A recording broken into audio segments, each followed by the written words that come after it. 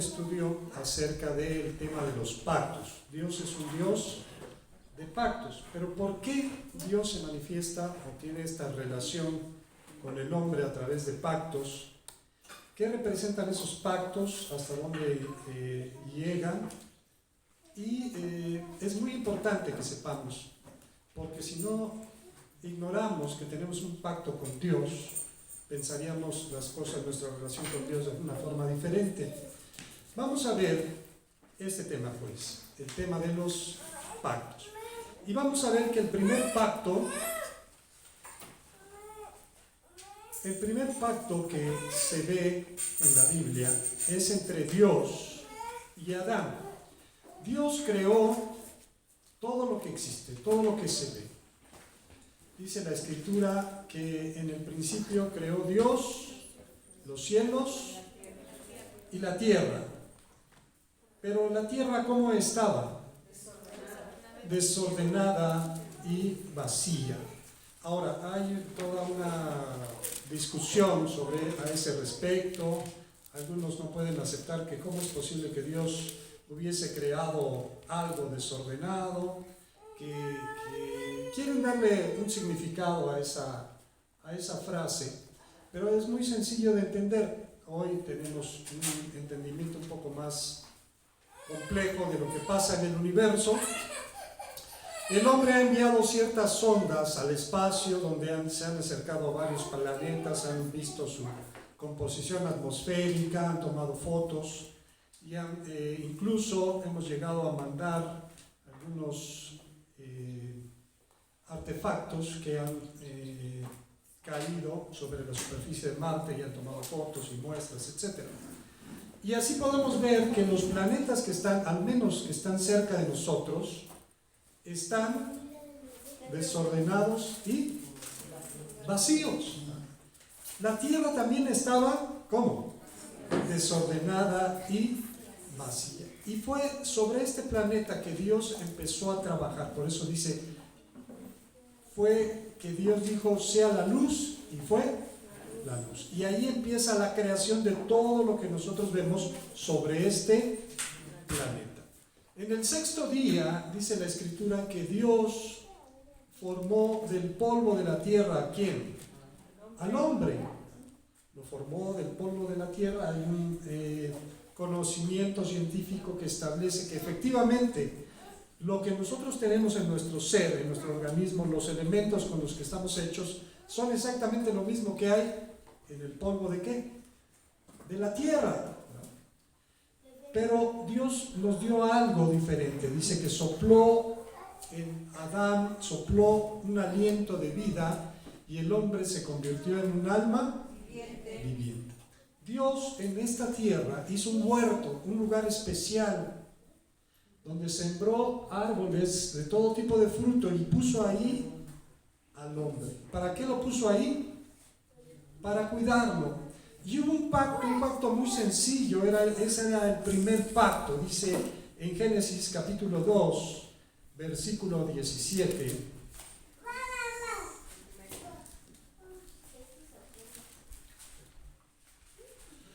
Génesis capítulo 2, versículo 17, está hablando con Dios, le está dando instrucciones de ese huerto. Dice, de todo árbol que hay en este huerto puedes comer, mas del árbol de la ciencia, había un árbol especial que decía, el árbol de la ciencia del bien y del mal, no comerás, porque el día que de él comieres, ciertamente, ¿qué iba a pasar?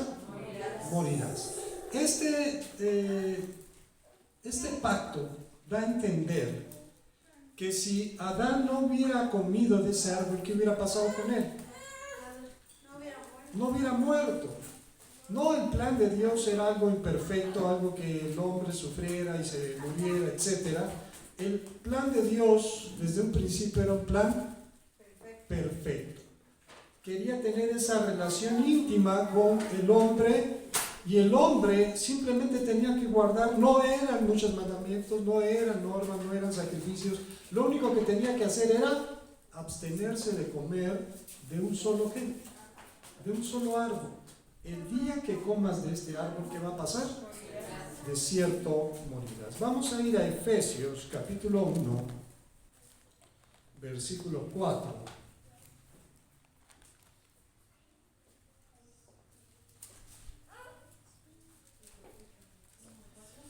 Nos dice, según nos escogió en Él, está hablando de Cristo, Dios nos escogió en Él, en Cristo. Recordemos que la Escritura dice, en San Juan 1:1, en el principio era el verbo era con Dios, ¿y el verbo qué? Era Dios. El verbo era Dios. Está hablando que desde el inicio de la creación, Cristo ya estaba allí presente. En Él nos escogió Dios. Nos escogió en Él antes de la fundación del mundo, con un propósito. ¿Para qué escogió Dios al hombre? Para que fuésemos santos y sin mancha delante de Él. Aquí mismo, en el verso 11, en Él, todo está centrado en Cristo, en Él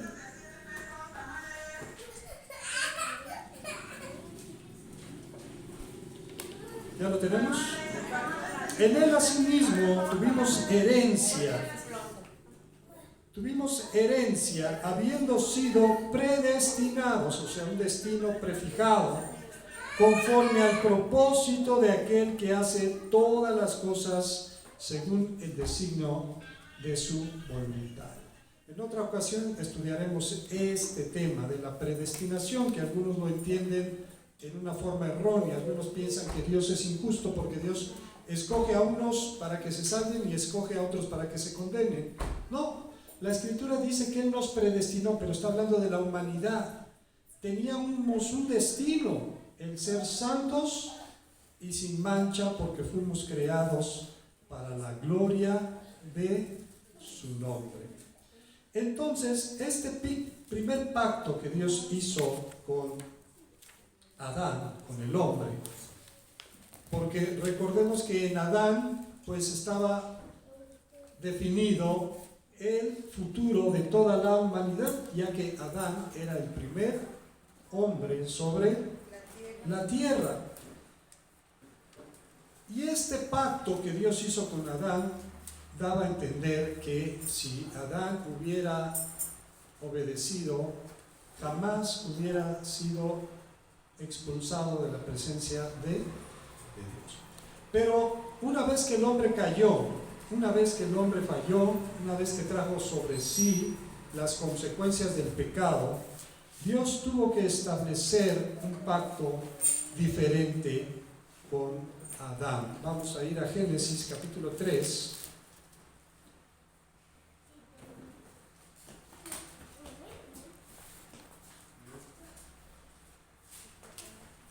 ¿Ya lo tenemos? Génesis capítulo 3.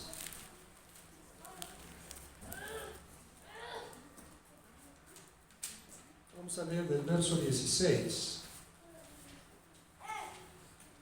Dice, a la mujer dijo, una vez que habían caído, las cosas cambiaron. A la mujer le dijo, multiplicaré en gran manera los dolores en tus preñeces, con dolor darás a luz los hijos, y tu deseo será para tu marido. Otra forma de traducir esta parte del deseo dice, o tu voluntad será sujeta a tu marido, y él se enseñoreará de ti.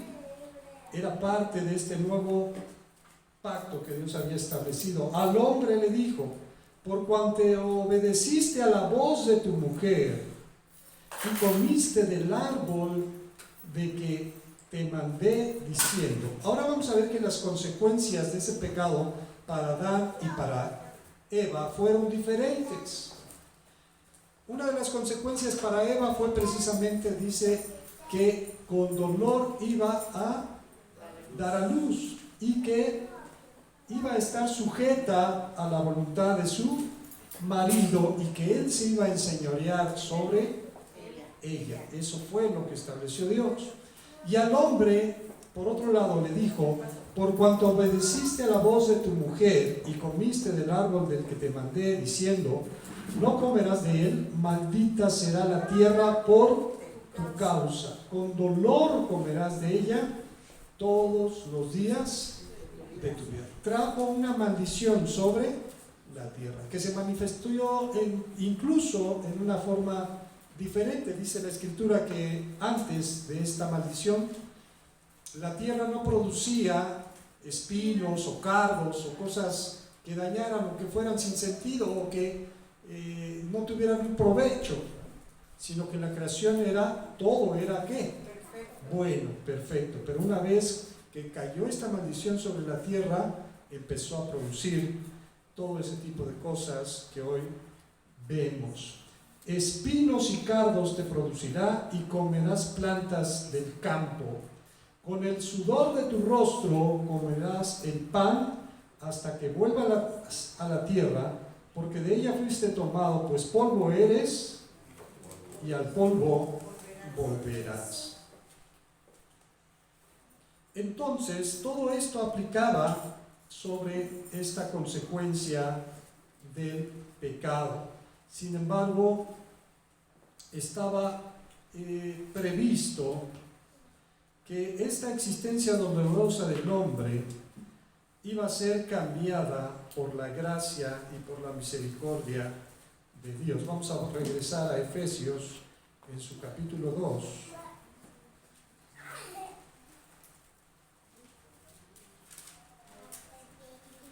Efesios capítulo 2.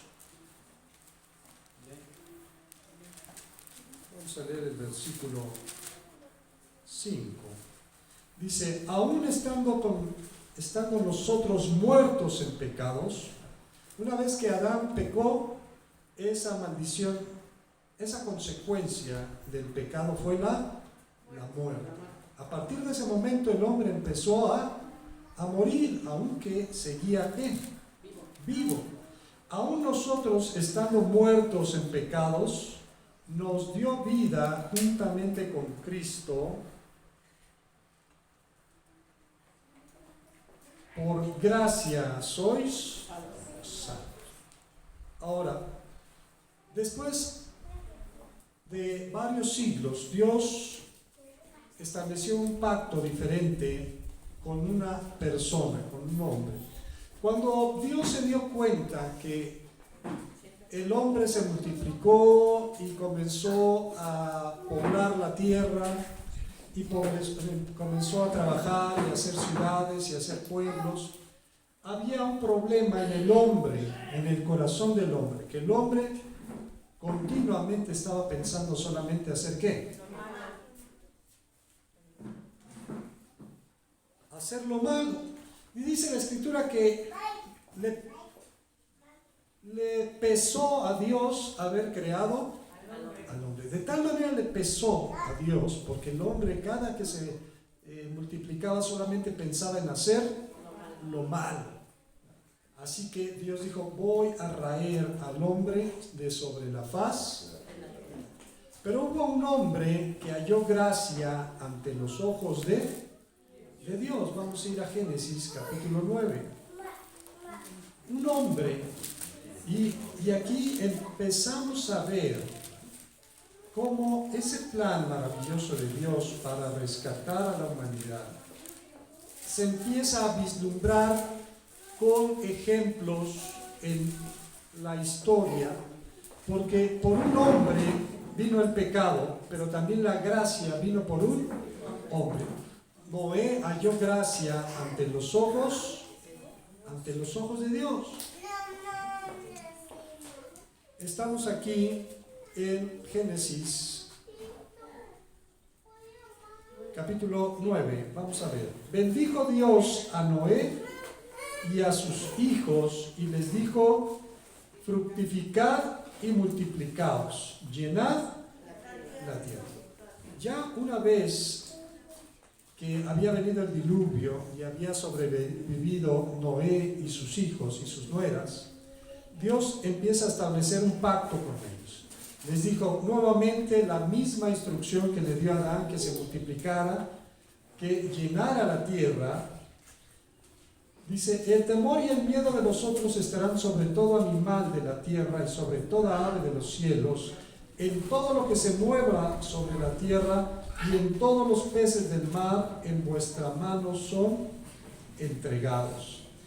Y todo lo que se mueve y vive os será para mantenimiento, así como las legumbres y las plantas verdes, os lo he dado todo. Pero carne con su vida, que es su sangre, no comeréis. Estamos hablando muchos años antes, muchos siglos antes de que la ley fuera establecida. Aquí ya Dios estaba estableciendo cuál era su voluntad sobre la alimentación del hombre. Dice, la carne con su vida no la vas a ¿qué? A comer.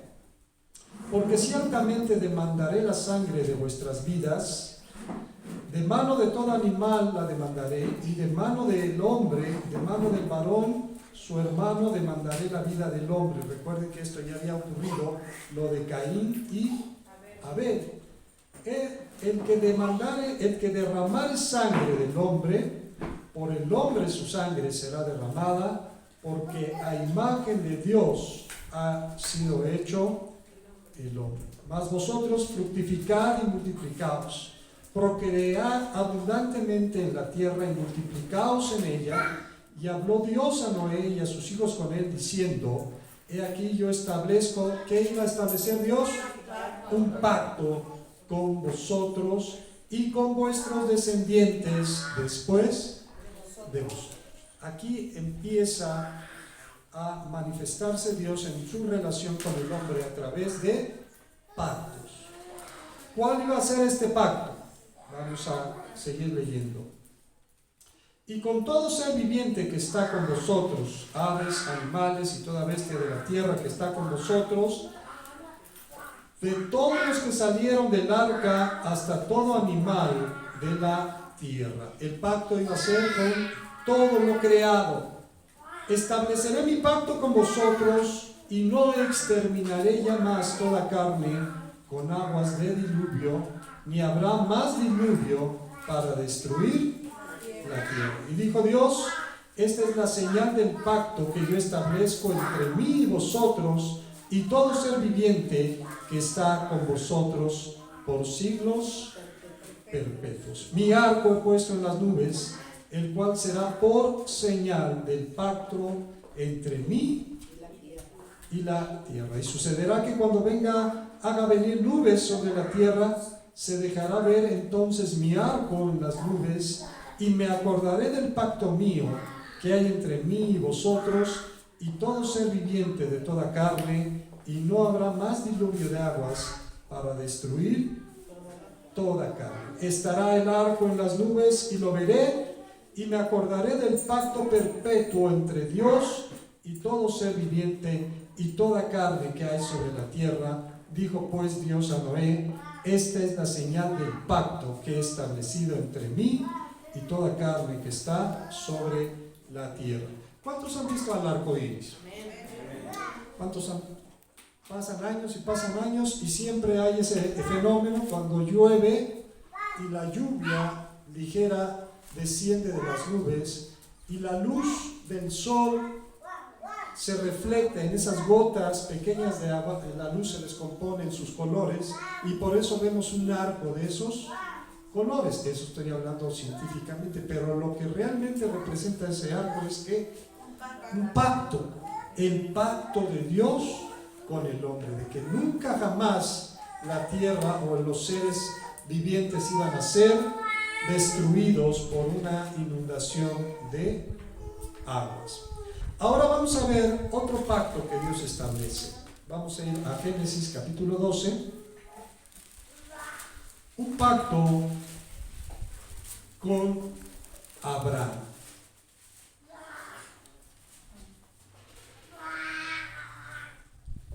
Un pacto con Abraham.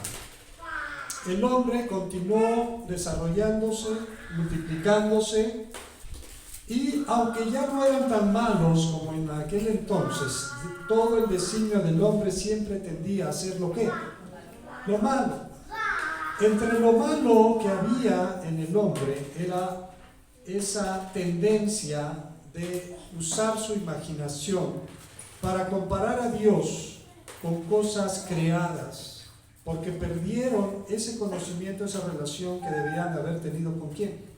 Con Dios. Y allí empezó la idolatría, empezó la religión, empezó a desviarse la humanidad. Y Dios escoge a un hombre para retomar esa relación, una relación especial, una relación poderosa. Vamos a ver en el capítulo 12 de Génesis, verso 1. Pero Jehová había dicho a Abraham: vete de tu tierra y de tu parentela y de la casa de tu padre a la tierra que yo te mostraré. Y haré de ti una nación grande, y te bendeciré y engrandeceré tu nombre, y serás bendición.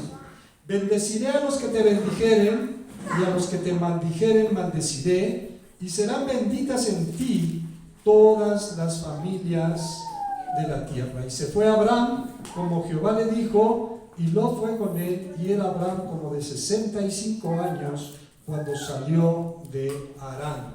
Ahora, vamos a ver que este pacto establecía una relación especial entre Abraham y Dios. Y había consecuencias de esa relación. Dice, te voy a bendecir, te voy a engrandecer. Incluso esta relación con Abraham iba a trascender, porque dice, en ti serán benditas todas las naciones de la tierra. Ahora, este pacto con Abraham se manifiesta en varias partes. Vamos a ver aquí mismo, pero ahora en el capítulo 13, versículos 14 y 17 al 17, dice, y Jehová dijo a Abraham, después que Lot se apartó de él, alza ahora tus ojos y mira desde el lugar donde estás hacia el norte y el sur, al oriente y al occidente, porque toda la tierra que ves la daré a ti y a tu descendencia para siempre. Y haré tu descendencia como el polvo de la tierra, y si alguno puede contar el polvo de la tierra, también contará tu descendencia, será contada. Entonces, este pacto incluía la posesión de esa tierra que Dios, a la cual Dios trajo a Abraham, porque él salió de un lugar que se llamaba Ur de los Caldeos. Vamos a ir al capítulo 15, verso 1. Dice, después de estas cosas vino palabra de Jehová a Abraham en visión, diciendo, no temas, Abraham, yo soy tu escudo y tu galardón será sobremanera grande. Y respondió Abraham, Señor Jehová, ¿qué me darás siendo así que ando sin hijo y el mayordomo de mi casa es este Damaseno Eliezer? Ahora, aquí quiero hacer un paréntesis. Cuando pensamos en el pacto de Dios con Abraham, siempre pensamos en el asunto de los hijos, pero estaba implícito porque Dios le había dicho que su descendencia iba a ser ¿cómo? Grande sobre la tierra. Pero ¿cómo puede ser grande la descendencia de un hombre que no tiene qué? No tiene hijos. Entonces, esta era la incertidumbre de Abraham y por el que se expresaba de esa manera delante de Dios. Dijo también Abraham, mira que no me has dado prole, y aquí que será mi heredero un esclavo nacido en mi casa. Luego vino a él palabra de Jehová diciendo, no te heredará sino un hijo tuyo será el que te heredará. Y lo llevó fuera y le dijo, mira ahora los cielos y cuenta las estrellas si las puedes contar. Y le dijo, así será tu descendencia. Vamos a imaginarnos un momento esta comunión entre Dios y Abraham. Lo saca y le dice, mira en una noche clara las estrellas, no sé si usted ha contemplado el cielo, y ve la multitud de estrellas que hay en el firmamento, y le dice, mira, así va a ser tu descendencia. Pero lo más importante de toda esta relación fue lo que dice el versículo siguiente. Y creyó a Jehová y le fue contado, ¿por qué? Por justicia. Ahora, Abraham le creyó a Dios, no porque estuviera viendo que esto ya hubiera sido hecho, sino ahí se aplica la ¿qué? La fe. Abraham por eso es el padre de la fe, y en relación directa es el padre de todos nosotros en cuanto a la fe, porque nosotros también le hemos creído ¿a quién? A Dios. Creyó a Jehová y le fue contada por justicia. Capítulo 17, vamos a leer del verso 1 también. Y era Abraham de edad de 99 años cuando le apareció Jehová y le dijo: yo soy el Dios Todopoderoso, anda delante de mí y sé perfecto. Vamos a ver que en este pacto con Abraham hay varias etapas. La primera le dice: mira, sal de tu tierra, de tu parentela, a una tierra que yo te voy a ¿qué? A mostrar. Implicaba obediencia, y Abraham obedeció a Dios. Después Dios le prometió un hijo, aunque él ya era un hombre grande, pero dice la escritura que Abraham le creyó ¿a quién? A Dios. Implicaba también fe. Ahora implicaba mantener una relación con Dios. Anda delante de mí y sé cómo. Sé perfecto. Y pondré mi pacto entre mí y ti, y te multiplicaré en gran manera. Entonces Abraham se postró sobre su rostro, y Dios habló con él diciendo: aquí mi pacto es contigo, y serás padre de muchedumbre de gentes, y no se llamará más tu nombre Abraham, que significaba Dios Padre enaltecido, sino que tu nombre será tu nombre Abraham, con H, que significa padre de una multitud, porque te he puesto por padre de muchedumbre de gentes, y te multiplicaré en gran manera, y haré naciones de ti, y reyes saldrán de ti, y estableceré mi pacto entre mí y ti, y tu descendencia después de ti en sus generaciones, por pacto perpetuo, para ser tu Dios, y el de tu descendencia después de ti. Ahí se establecía este pacto con Abraham. Dios iba a ser su Dios, ellos iban a ser su pueblo.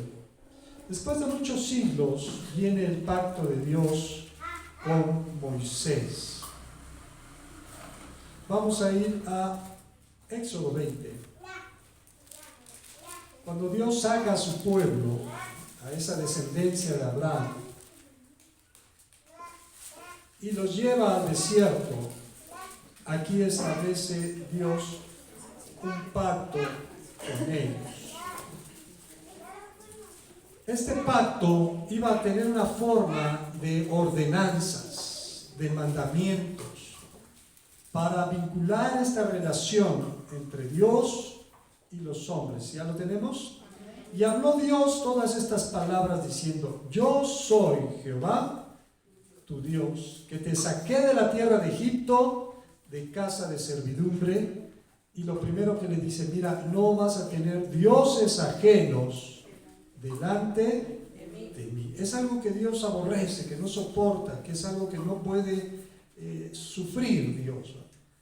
Que la gente pueda comparar a Dios con algo creado, siendo que Él es sublime, maravilloso, altísimo, dice su palabra. Amén. No te harás imagen ni ninguna semejanza de lo que está arriba en el cielo, ni abajo en la tierra, ni debajo de las aguas, ni las aguas debajo de la tierra. No te inclinarás a ellas, ni las honrarás, porque yo soy Jehová tu Dios, fuerte, celoso, que visito la maldad de los padres sobre los hijos, hasta la tercera y cuarta generación de los que me aborrecen. Gracias. Aquí cuando Dios está estableciendo cuidarnos de estas imágenes, algunos que tienen esta práctica y la defienden a capa y espada, he escuchado algunas explicaciones de algunos sacerdotes referente a las imágenes, y ellos dicen que ellos no adoran las imágenes, que las imágenes solo las veneran que las imágenes solamente les sirven como un recordatorio para vincularse con Dios, que las imágenes esto, que las imágenes aquello, que las imágenes lo. Y después dicen que nosotros somos unos hipócritas. Los cristianos son hipócritas. ¿Por qué? Porque en la casa de los cristianos hay fotos de su familia, del papá que ya se murió, de la mamá que ya está muerta. Ellos traen en su cartera traen fotos de la familia. No nada más les sirve para recordar a la familia. Bueno, pero defender eso es defender lo indefendible. Muestra una gran ignorancia al entender lo que dice la palabra de Dios. Vamos a ver claramente. Dice: no te harás imagen ni ninguna semejanza. Dice, no vas a hacer una foto, no vas a hacer una estatua, no vas a hacer un lienzo, no vas a hacer nada, ninguna imagen ni ninguna semejanza de lo que está ¿dónde? Según ellos, los santos y las vírgenes, ¿dónde están? En el cielo, según ellos. De lo que está arriba en el cielo, ni abajo en la tierra, ni siquiera en las aguas, debajo de ¿dónde? Pero dice el versículo 5, ¿para qué? ¿Con qué propósito se hacían esas imágenes? No te inclinarás a ellas, ni las... Lógicamente que quien tiene una foto de su papá o de su mamá en su casa, pero la tiene allí como para tener un recuerdo. Pero yo no he visto a nadie que se hinque y que le prenda veladores a sus papás, ¿o sí? Pero a los ídolos, ¿qué hacen? No solamente se hincan y les prenden veladoras y les rezan y les ruegan y les piden y los sacan en procesión y les hacen votos y les hacen promesas.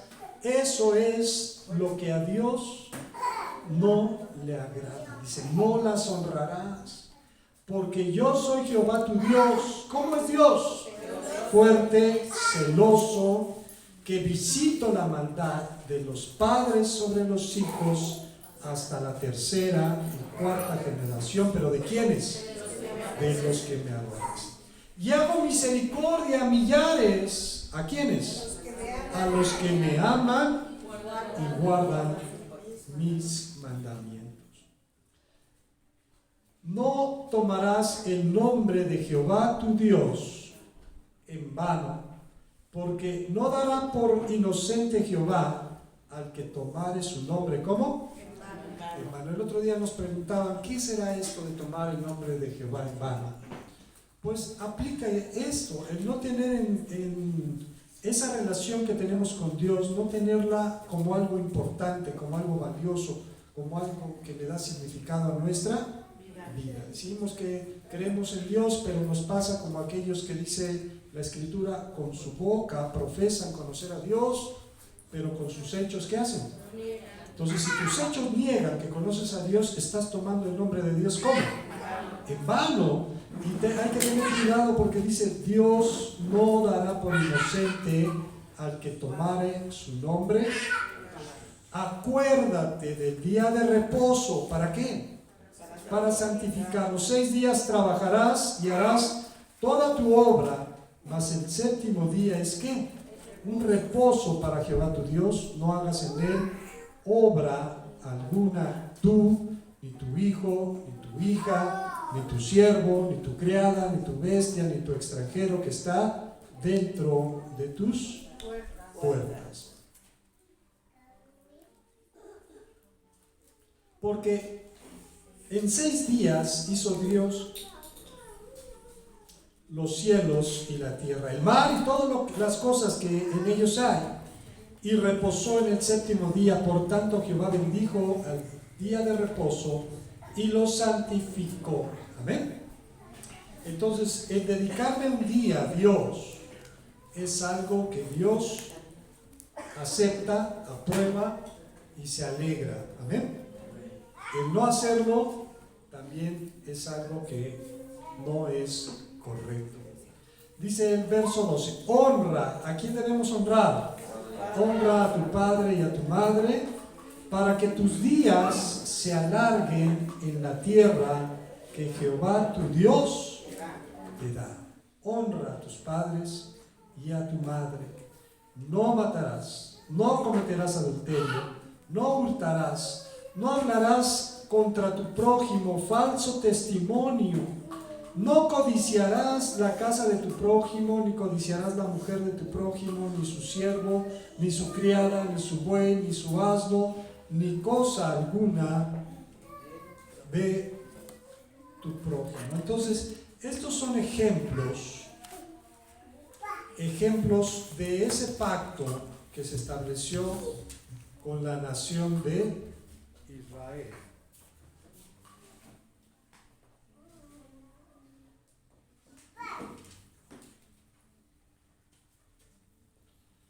Ahora, ese pacto implicaba obediencia, implicaba que el hombre tenía que obedecer, tenía que aceptar esa relación basada en normas, en mandamientos, ¿no? Y el resultado dice que quien hiciera estas cosas, por ellas iba a ¿qué? A vivir. El que cumpliera la ley iba a tener una consecuencia, que era la de vivir, preservar su ¿qué? Su vida. Hay otro ejemplo de pacto que quiero mencionar. Vamos a ir a 2 Samuel, capítulo 7. Segundo libro de Samuel, capítulo 7.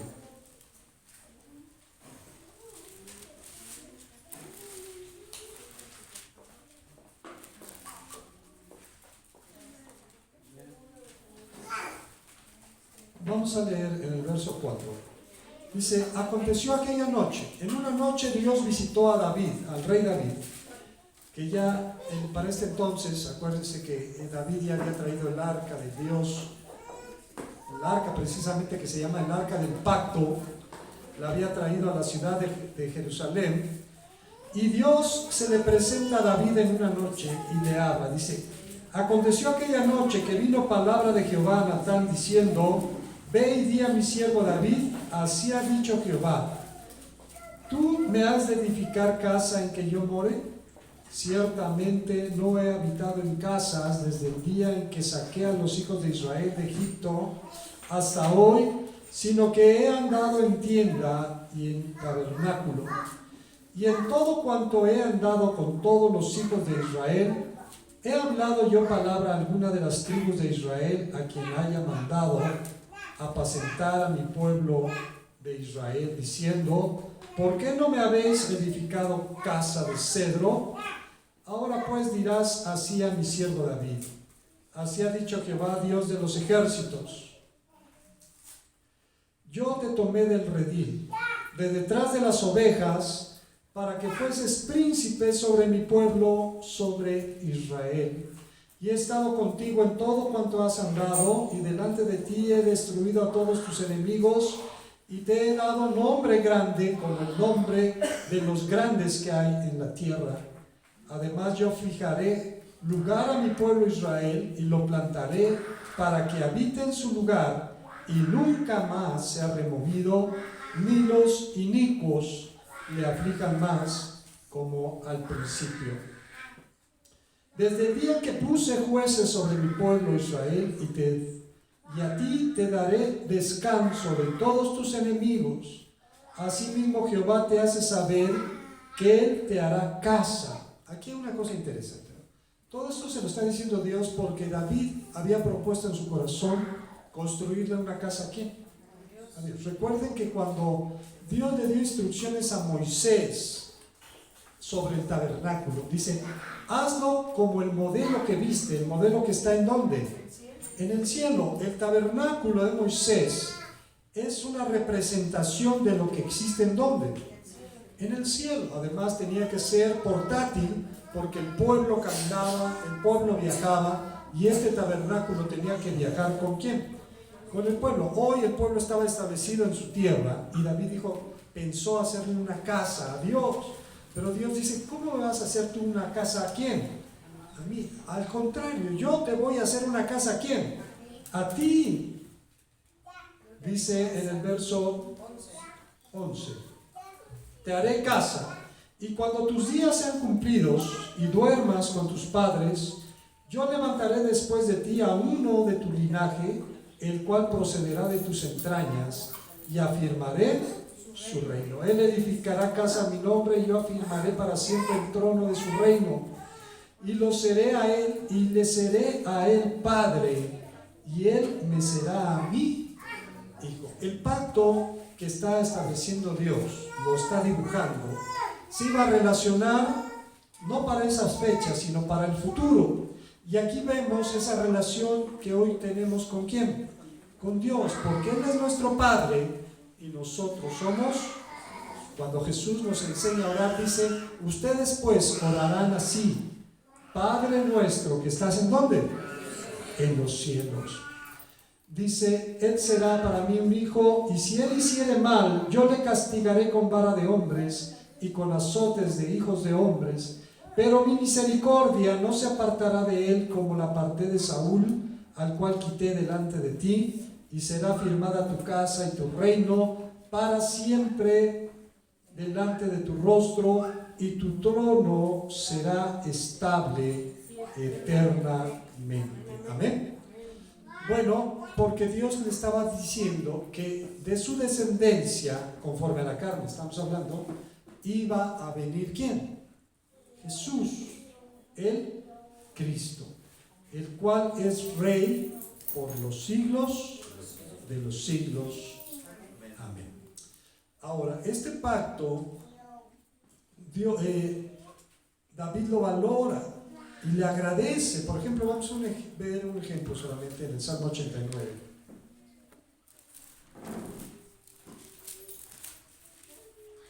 ¿Ya lo tenemos? Vamos a leer del versículo 20 en adelante.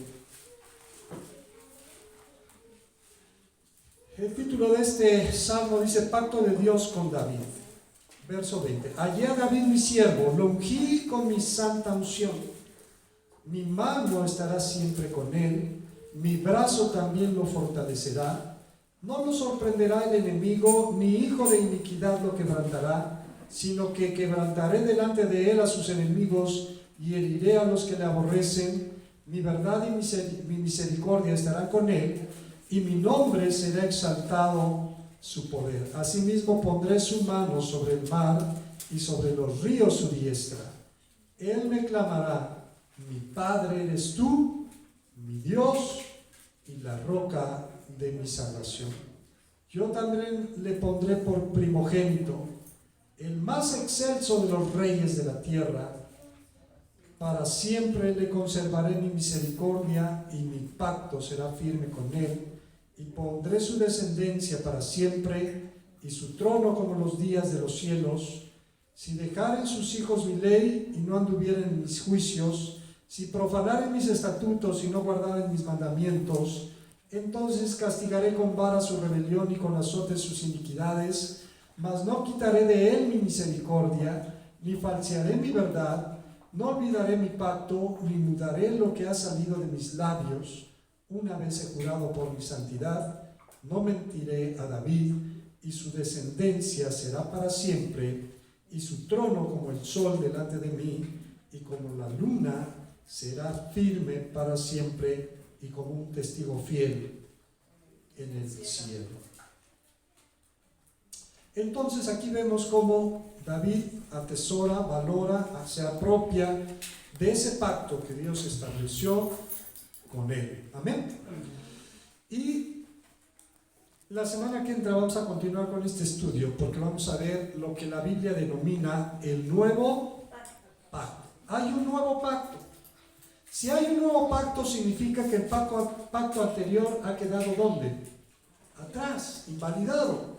Hoy, así como Dios estableció un pacto con Adán, un pacto con Noé, un pacto con el pueblo a través de Moisés, un pacto personal con David en cuanto a la descendencia del reino, Dios ha establecido un nuevo pacto entre Él y nosotros, pero de una forma individual y a la vez de una forma colectiva, porque somos su iglesia, su cuerpo.